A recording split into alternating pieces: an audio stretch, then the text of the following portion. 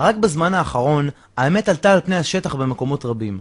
על פי בדיקת עיתון גלובס, ביחס לשאר העולם, הישראלי משלם פי 2 כמעט על הכל, מדלק ועד שכר דירה.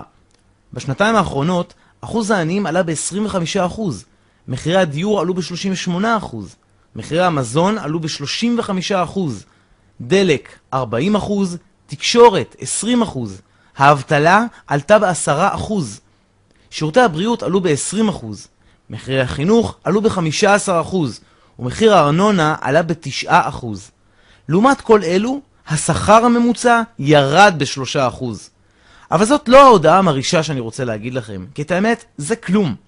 כי גם אם האחוזים האלה השתפרו, זה לא ישנה את העובדה שמאז ומעולם השכר הממוצע לעומת ההוצאות הוא תמיד מאוד גבולי, ועדיין 90% מהאנשים בעולם לא גומרים את החודש, וצריכים לעבוד כל החיים עד גיל 67. שימו לב לנתון הבא. העובדות הסטטיסטיות לגבי חתך האוכלוסייה של גיל 65, מתוך 100%, רק 1% עשירים, 4% עמידים או חיים בנוחות, 5% עדיין עובדים, 36% פשוט מתים, ו-54% אינם מרוששים או חסרי אמצעים. חברים, אלו עובדות אשר איתם אי אפשר להתווכח.